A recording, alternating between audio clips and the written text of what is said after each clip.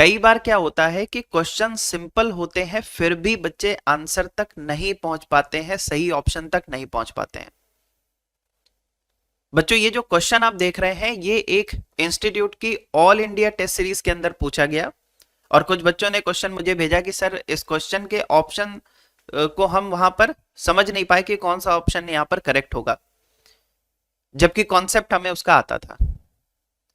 तो बच्चों जरा समझिएगा, एक बार आप चाहो तो खुद से अटेम्प्ट करके देख सकते हो।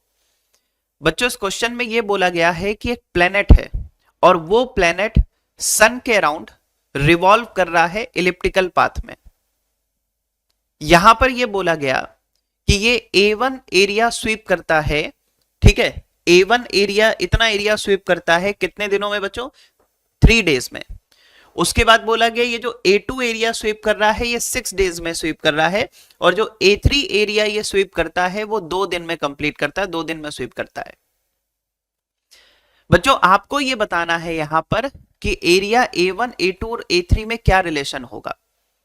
बहुत ध्यान से सुनिएगा, कॉन्सेप्ट बिल्कुल सिंपल सा है और कॉन्सेप्ट बच्चों ये है कि एरिया स्वीप होने का जो रेट है यानी कि सर DA/DT, मतलब कितना एरिया स्वीप किया है डिवाइडेड बाय कितने टाइम में स्वीप किया है।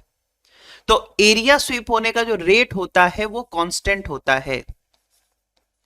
क्वेश्चन में बच्चों आपसे यह भी पूछा जा सकता है कि एरिया स्वीप होने का रेट कांस्टेंट है, ये किस पॉइंट पर बेस्ड है, किस कॉन्सेप्ट पर बेस्ड है? तो ये बच्चों एंगुलर मोमेंटम कंजर्वेशन पर बेस्ड है। इंपॉर्टेंट क्वेश्चन है, पूछा जा सकता है। एंगुलर मोमेंटम कंजर्वेशन पर बेस्ड है ये, ठीक है। तो एरिया स्वीप होने का रेट कांस्टेंट होता है। अब बच्चों एक बात बताइए, क्या हम इसको ऐसे भी लिख सकते हैं? मान लीजिए बच्चों उसने एरिया ए स्वीप किया है T1 टाइम में, ठीक है, या T टाइम में, कुछ भी आप मान लो, तो आप कहोगे ए एरिया T टाइम में स्वीप किया है तो A/T कांस्टेंट रहना चाहिए, A/T सेम रहना चाहिए, ठीक है, बिल्कुल। अब यहां पर क्या करोगे? सर A1 एरिया स्वीप किया है कितने दिनों में? तो हम कहेंगे सर 3 डेज में। A2 एरिया बच्चों स्वीप किया है कितने दिनों में? 6 डेज में। और A3 एरिया स्वीप किया है 2 डेज में। तो मैंने कहा A अलग अलग है, T अलग अलग है, बट A/T सबका सेम होगा।